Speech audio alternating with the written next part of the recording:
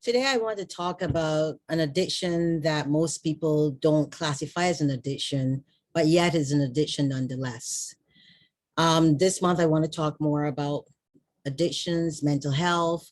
And today, the addiction that I want to tackle is the addiction to chaos. Yeah, that's a real thing.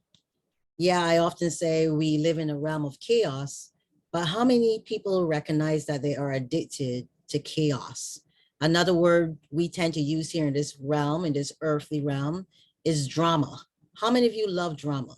How many of you watch the shows on television that depict drama, that take you away from your center and from your life and from what's going on in your life because you can focus on somebody else behaving badly, because there's some part of you that wants to behave badly, but because you cannot, you derive great satisfaction by watching other people behave badly.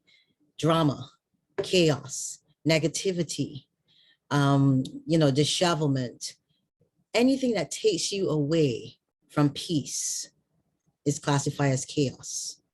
So why are people addicted to chaos? Well, I've always talked about doing the inner work, and that, in order to have a healthy relationship, whether it's with yourself or with others, you need to do the work on yourself first.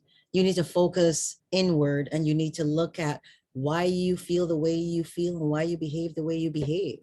It is the basis on which psychology is created, understanding who you are as a human being. But most people don't have that luxury or choose not to participate in that activity because, believe it or not, the pain is much greater than the desire to deal with the chaos that you feel. The pain is so great that it sends you in the opposite direction. Instead of saying, let me do some introspection, let me look inwards, let me find out why this behavior is part of me or why I can't control it, you go in the opposite direction and lose total control of yourself. And that's where it all begins. Losing control of yourself means that you're not in a place where you can admit what is bothering you or facing what is bothering you. Instead, you choose to continuously engage in chaos because chaos provides a distraction. It's a distraction from the truth, your truth. And then what happens? We have the relationships, right? And then you're not where you're supposed to be. You know you're not where you're supposed to be, but you pretend that you're okay. How many of you have opened up a box at Christmas time, or I gotten a gift, and when you open up that gift, you realize it's not what you wanted, but you can't put it back, or you choose not to put it back? A lot of that is happening in the real world because there are a lot of people who are misrepresenting themselves. They don't do the work, and they show up on somebody's doorstep or in somebody's gift box, and it is not what it appears to be until maybe weeks, months, years later, you realize I was gypped.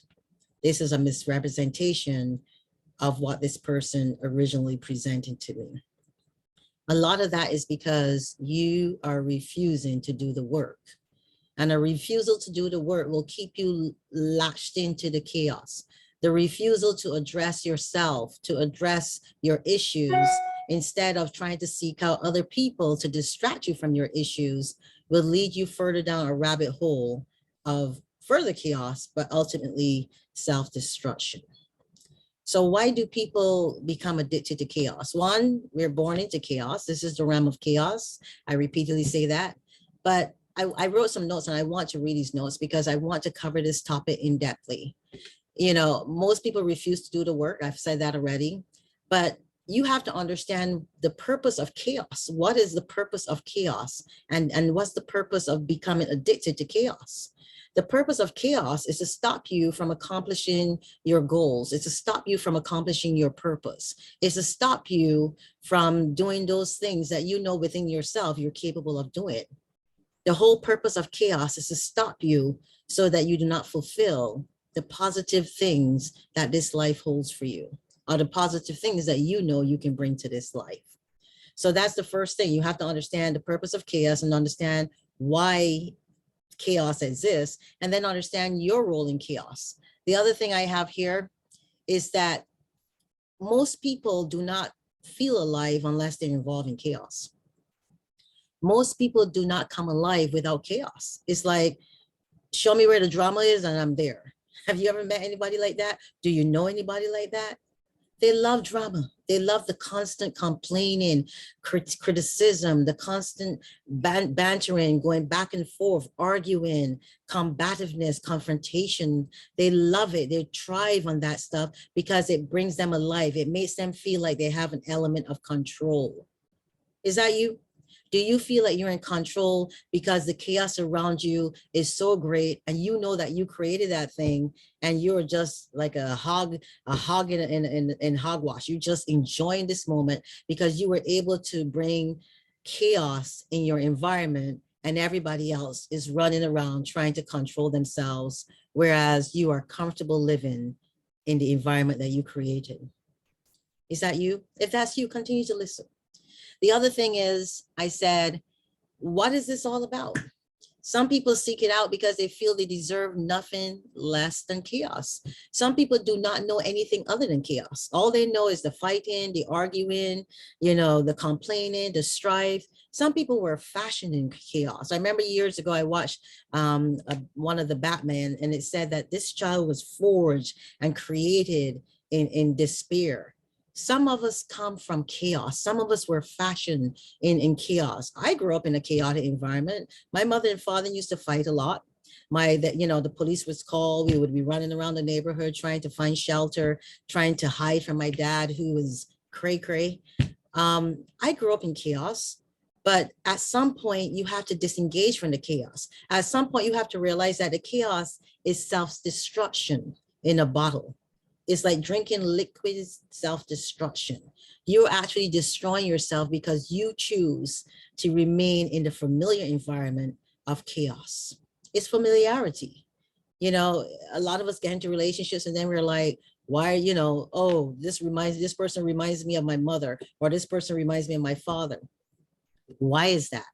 They remind you of your parents because you chose them, because you wanted this. Maybe you did, or maybe you don't. That's my theory. Some of people would say, you know what? I didn't know this person was like that until I got to know them. But understand this, getting to know someone takes time. And most of us don't have the luxury of time because we're in a hurry to get what we want. And what we want in that moment is compatibility. What we want in that moment is companionship. What we want in that moment is not to be alone. And we go down this Alice of Wonderland path where we find this person and everything. We just hear the keywords. The keywords are, oh, I'm faithful. Oh, I'm loyal. Oh, I love you. And those keywords are enough for you not to go prodding any further. You got what you came for. You heard the words that are your triggers. You heard what you needed to hear to cement this deal. And here you are, weeks later, months later, days later, years later, and you realize that you bought a pig in a blanket. And the pig in the blanket is acting out. Yeah, sometimes we attract that chaos to ourselves because we have not done the work within ourselves. And other times that chaos finds us to also complete the work within ourselves. It's a dual fold thing. The universe is always assisting us, always trying to help us to grow, to become our better selves. And what do we spend most of our time doing? Ignoring the universe or running from the universe. Let me get back to the topic of chaos.